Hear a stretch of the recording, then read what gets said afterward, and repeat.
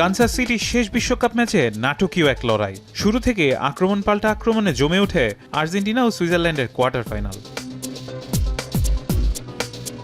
1954 সালের পর প্রথমবার বিশ্বকাপের কোয়ার্টার ফাইনালে ওঠা সুইজারল্যান্ড স্বপ্ন দেখাচ্ছিল আরো বড় কিছু করার। তবে 72 মিনিটে বড় ধাক্কা খায় দলটি। ডাইভ দেওয়ার অভিযোগে দ্বিতীয় হলুদ কার্ড দেখে মাঠ ছাড়েন স্ট্রাইকার বিল এমবোলো। ম্যাচ শেষে রেফারির উপর ক্ষোভ ঝাড়লেন সুইস কোচ।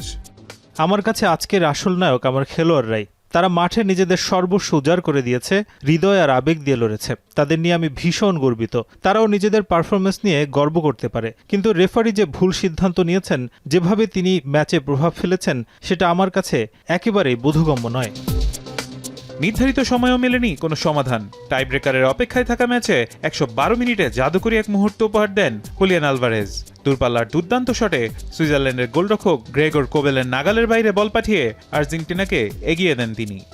অবশ্যই ব্যক্তিগতভাবে গোল করতে পেরে আমি খুবই খুশি। আর বিশ্বকাপের প্রতিটি ম্যাচই এখন এমন হচ্ছে। আমাদের ম্যাচেও হয়েছে, প্রতিপক্ষের ম্যাচেও হয়েছে। অতিরিক্ত সময়ে শেষ মুহূর্তের নাটকীয়তা, এমন অনেক কিছুই দেখা যাচ্ছে। তবে আমরা জানি শেষ বাঁশি বাজা পর্যন্ত কিভাবে লড়াই করতে হয়।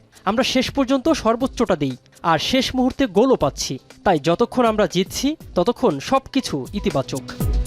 আমি ভরসা রাখি হিরন স্মার্ট ওয়াটার পিউরিফায়ারে। গোল হজমের পর মরিয়া হয়ে ওঠে সুইসরা। তবে সেই সুযোগেই 121 মিনিটে ব্যবধান আরও বাড়ান লাউতারো মার্টিনেজ। থিয়াগো আলমাদার শট ফিরিয়ে দিলেও ফিরতি বলে সহজে জালে বল জড়ান এই ফরওয়ার্ড। আর তাতেই নিশ্চিত হয় আর্জেন্টিনা 3-1 গোলের জয়। ম্যাচ শেষে এই জয়কে কষ্টার্জিত বললেন স্কালোনি।